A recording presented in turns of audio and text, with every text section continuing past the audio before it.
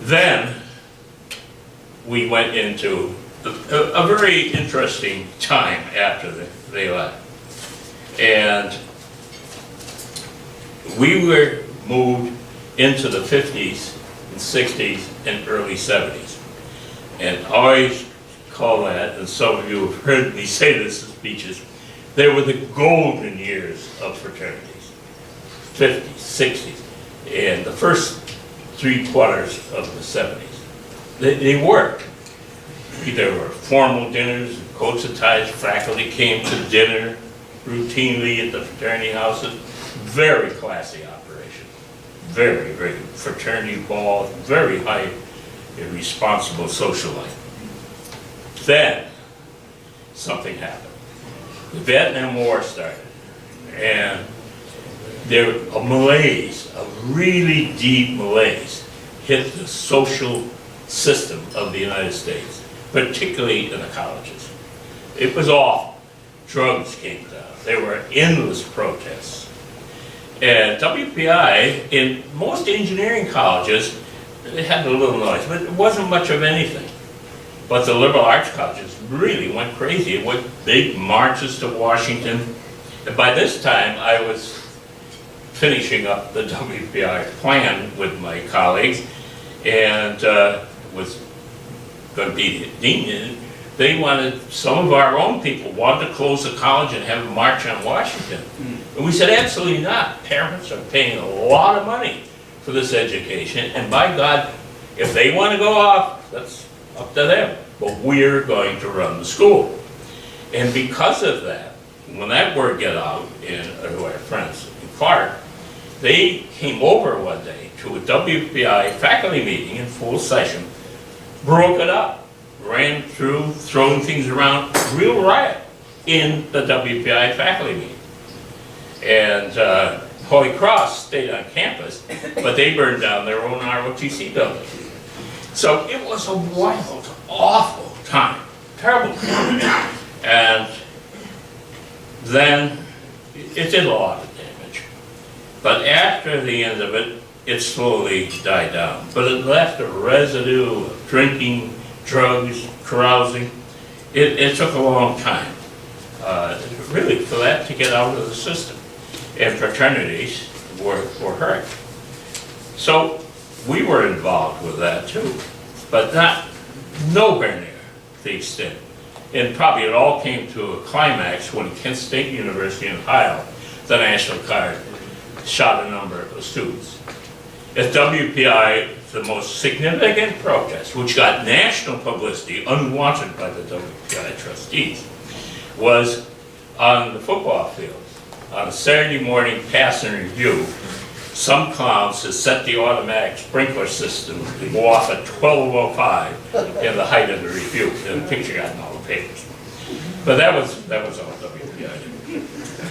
But when that era finally closed out, the fraternities were hurt. It set a different standard, even though they weren't, really in the awful part of it. It really hurt. And meanwhile, these same old traditions held, but were starting to fall apart. And all the fraternities, almost summarily right away, dropped all either religious or ethnic constraints. And WPI also was open to all students of all beliefs and ethnic background. And so that left the season. But again, fraternities went up and down.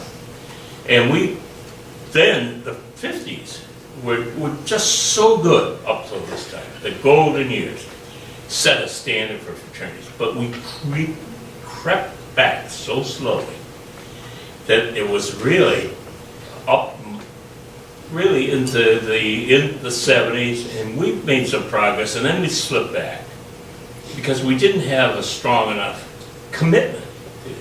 There were so many things up for grabs in that era that we finally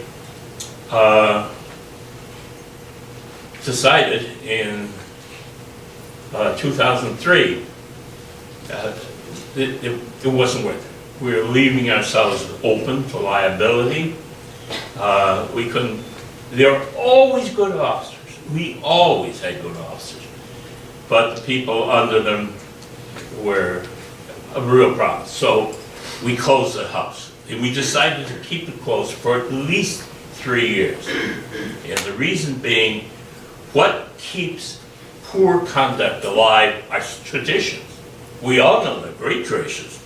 But believe me, the half-life of a great tradition is only a fraction of that of a terrible tradition.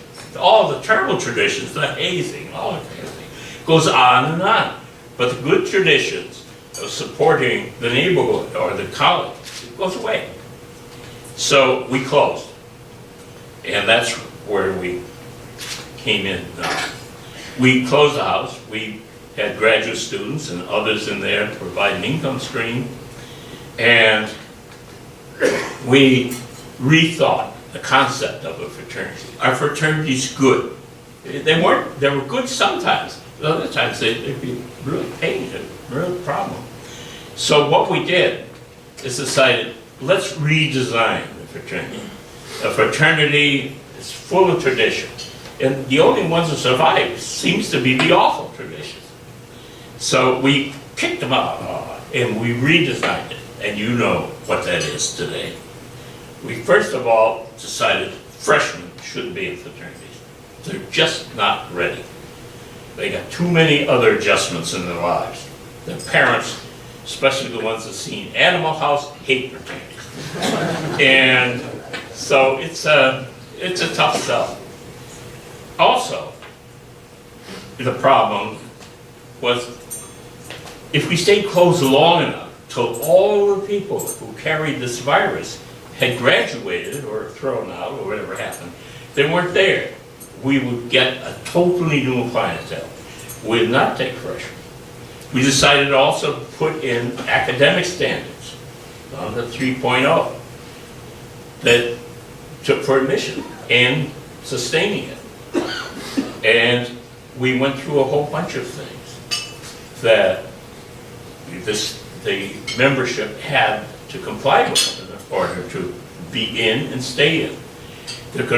We wanted to have a limit, or it's not a rigid one, but it's not a one, of no more than 3 people from any activity. Because we got in from some teams, which were not very constructive. And the loyalty was to the team, not to the fraternity. So the fraternity officers had no control over it. Their coach did, but not them. And there were a lot of things that we did. We put in a limit to the number.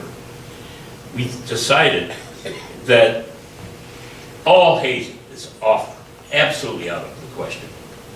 And there is none that can. But you need a bonding experience.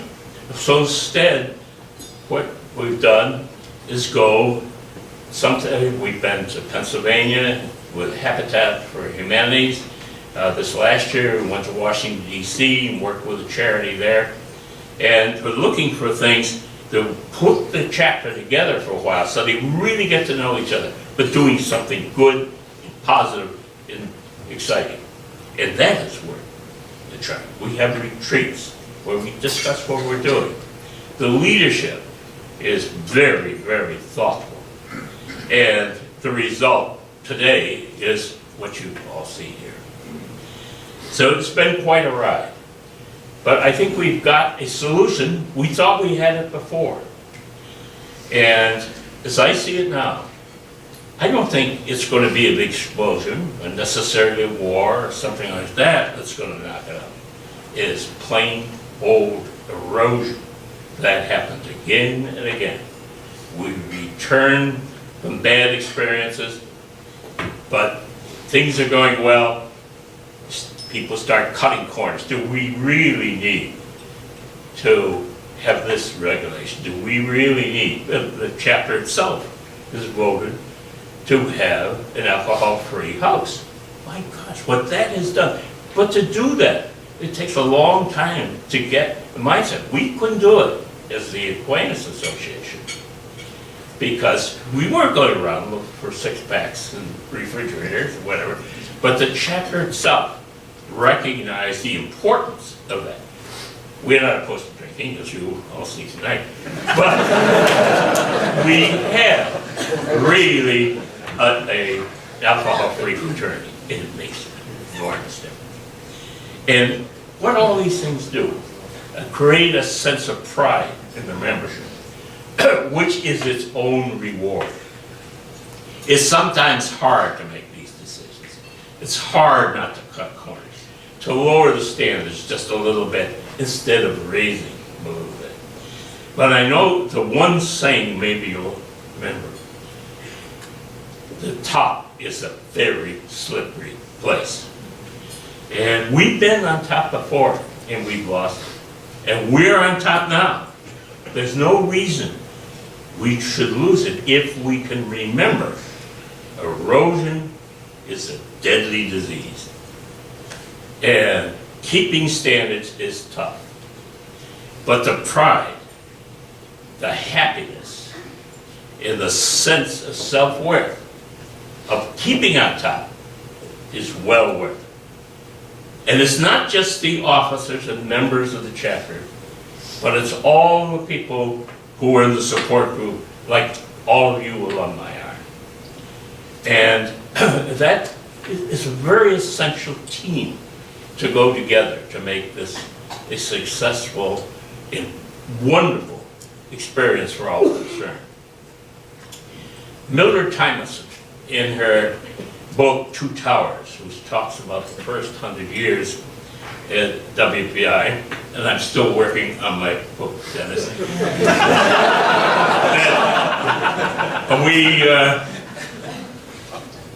We said, you know, she concludes, I like to paraphrase the way she concluded her book. She says, over a period of time, the Institute, in paraphrasing, the fraternity, has had all sorts of troubles. It was on the verge of failure. In our case, we closed it. But to keep it, not kill it. And in all these things, a lot of people have been hurt. A lot of funds have been expended.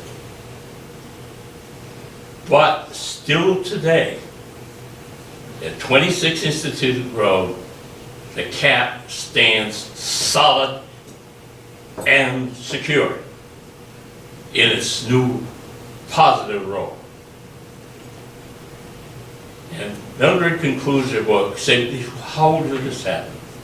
Because by some strange and mysterious way, there has always been a supply of people who cared. And you, all of you, undergraduates and alumni and administration, have been people who cared. Good night, and God bless you all.